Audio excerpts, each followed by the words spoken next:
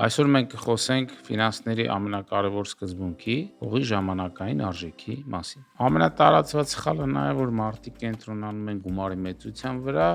եւ հաճախ անտեսում են ժամանակի էֆեկտը։ Վարկերի դեպքում, եթե մենք չենք հաշվում մեր ամբողջական վարկային բեռը, վարկերի դիմաց կատարվող բոլոր վճարումները, ընդ որում ոչ միայն տոկոսային, այլ նաև ոչ տոկոսային վճարումները, ժամանակի ընթացքում փողը բավականին թանկ գնով ենք ձեռք բերում, որը բնականաբար ունի այլընտրանքներ։ Ժամանակի մեջ մեր գումարը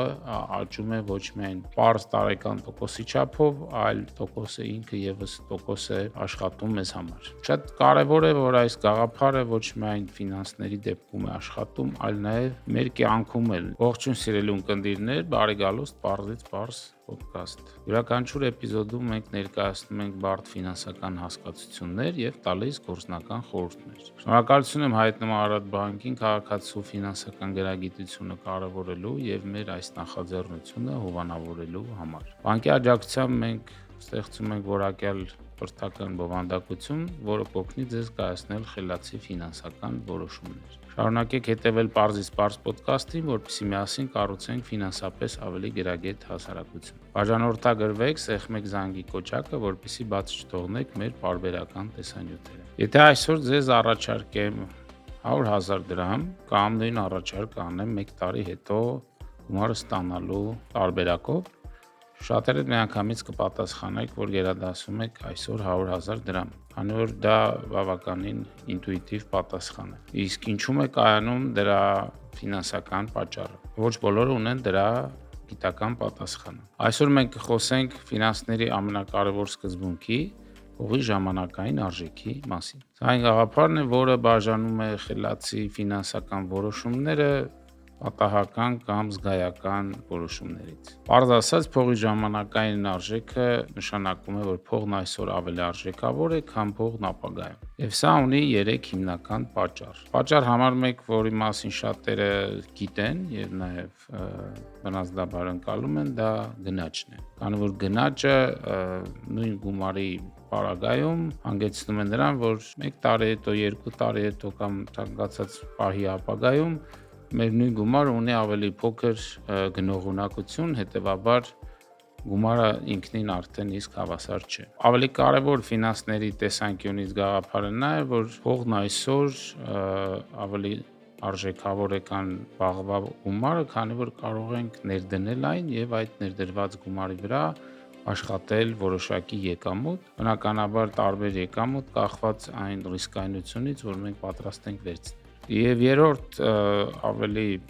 վարքագծային պատճառը հավանաբար կայանում է նրանում, որ ապագան ավելի անորոշ է, ապագայում կան ռիսկեր եւ բնականաբար այն գումարը, որ մենք ունենք այսօր, ավելի մեզ մոտ է, քան այն, ինչ որ տեսականորեն կամ պոտենցիալ կարող ենք ունենալ ապագայում։ Դիտարկենք օրինակով, եթե այսօր ունենք 100,000 դրամ եւ կարող ենք ներդնել բանկային ավանդում, ենթադրենք 10% եկամտաբերությամբ, դա նշանակում է, որ 1 տարի հետո այդ գումարը կաճի եւ կդառնա 110,000 դրամ։ Այսինքն, այսօրվա 100,000 դրամը հավասար է 1 տարի հետո 110,000 դրամի, կամ եթե գանք հակառակ կողմից,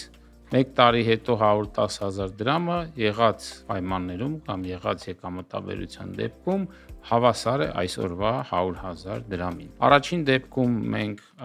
կատարում ենք տոկոսի կուտակում, երկրորդ դեպքում դրա հակառակ գործողությունն է, որը կոչվում է զեղչված ներկա արժեք։ Ինչու ենք հաճախ անտեսում այս հաշվարկները, այս գաղափարը, Քանի որ մեր ուղեղը թվերը տարբեր ձևով է ընկալում եւ փոքր թվերին, որոնք օրինակ մենք կարող է վճարենք որոշակի վարկերի դեպքում, ամսական փոքր վճարումները կարող են մեր աչքին այդքան չերևալ, օրինակ ապառիկների դեպքում, այդ ժամանակի մեջ, երբ որ մենք համադրում ենք, հաշվում ենք ամբողջ վճարված գումարը, համադրում ենք սկզբնական ստացված վարկի հետ, պարզվում է, որ բավականին բարձր եկամտաբերությամբ էր վարկը կամ մենք բավականին թանկ ենք վճարել այն փողի համար, որ համեմատաբար մատչելի ձևով հասանել է դարձել մեզ։ Ինչու է սա կարևոր իրական կյանքում։ Դիտարկենք տարբեր ֆինանսական գործիքների համատեքստում։ Վարկերի մասին արդեն խոսեցի, վարկերի դեպքում եթե մենք չենք հաշվում մեր ամբողջական վարկային բեռը, վարկերի դիմաց կատարվող բոլոր վճարումները, ընդ որում ոչ միայն տոկոսային, այլ նաև ոչ տոկոսային վճարումները,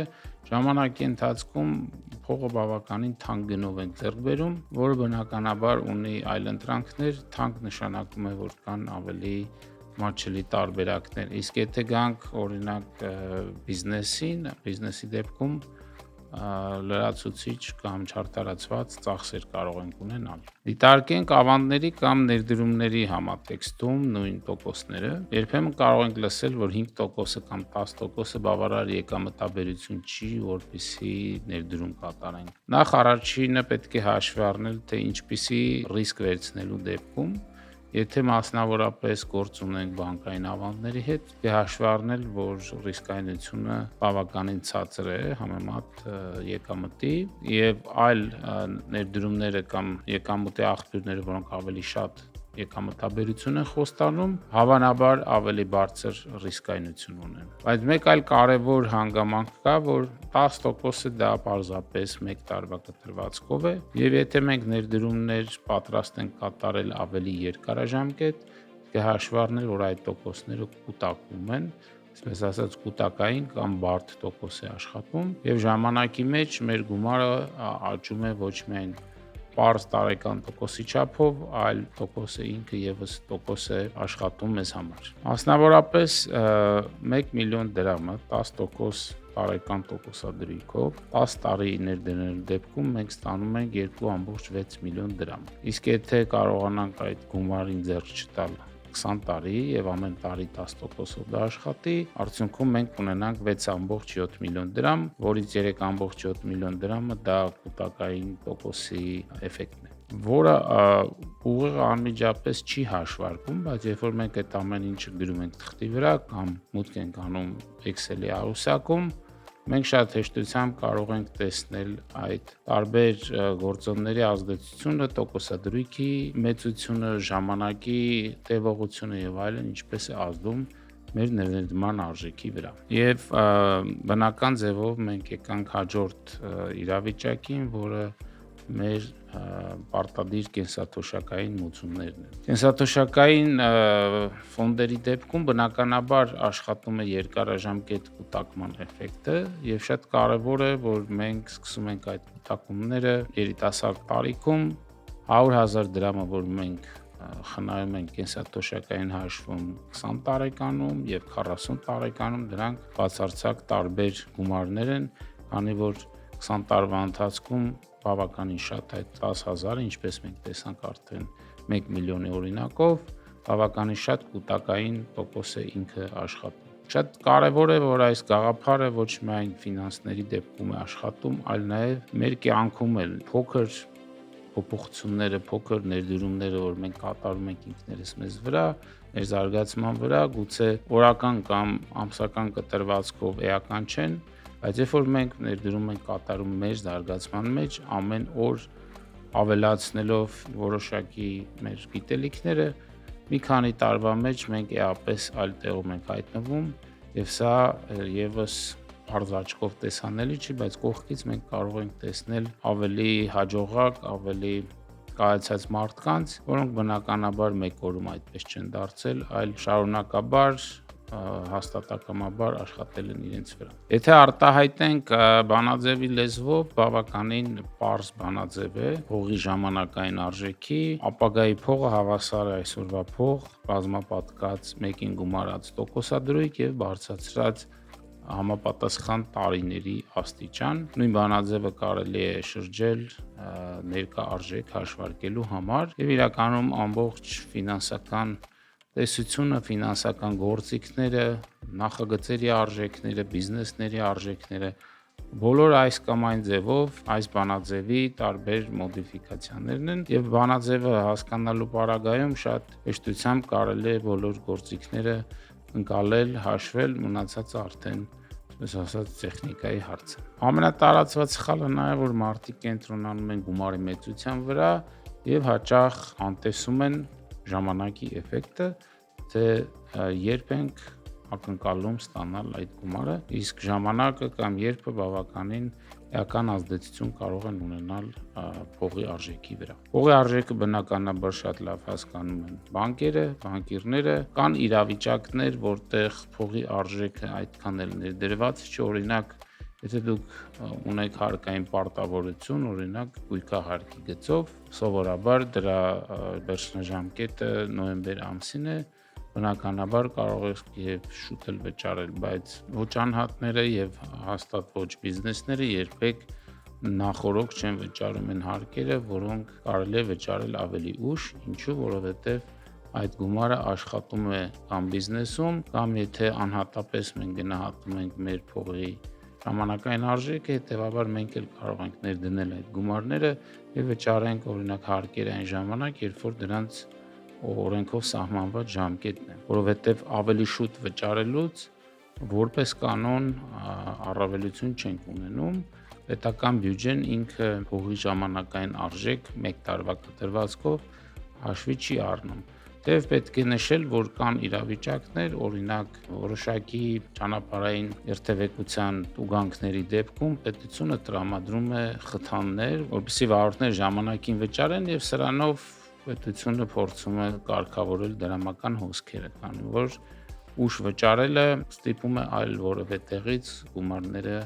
գտնել եւ բերել բյուջե։ Փորձենք ամփոփել փողի ժամանակային արժեքը, ինչպես ասացի, ամենակարևոր ֆինանսների սկզբունքներից է, հիմնային կարելի ասել գաղափարներից, որի վրա կառուցված է ամբողջ ֆինանսական ինդուստրիան։ Մենք պարզապես խոսեցինք դրա պարզ կիրառության մասին,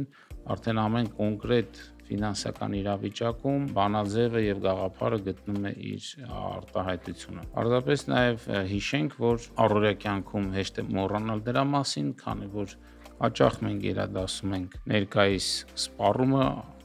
փոխարենը խնայել եւ ապագայում եկամուտ ստանալ, քանի որ կան անորոշություններ, կան նախընտրություններ, կա որոշակի ուղեղի նախապատվություն, ինչպես նաև հաշվարկները ուղեղում միշտ չեն կատարում, նաև մեր ուղեղը հակված է ավելի հեշտ ընկալել փոքր թվերը, առօրյա թվերը, որոնց հետ մենք գործ ունենք, օրինակ 30 կամ 50 հազար դրամը, որ վճարում ենք գրպանից, քան միլիոնավոր դրամները, որ կարող են օրինակ 10 տարվա կամ 20 տարվա մեջ խնայողությունները կուտակվելով աճել եւ հասնել, քանի որ այդ թվերը թեև մեծ են, բայց հուզական ազդեցություն չունեն, առօրյա մեր պատկերացումներից քիչ դուրս են։ Ապագայում մենք խոսենք նաեւ կոնկրետ իրավիճակներից, բայց նաեւ հետևեք հաղորդաշարին, մեր հաջորդ էպիզոդներում կխոսենք բիզնես ֆինանսների մասին պարզ լեզվով, մասնավորապես փոքր եւ միջին ձեռնարկությունների ֆինանսական հաշվետվությունների համատեքստում։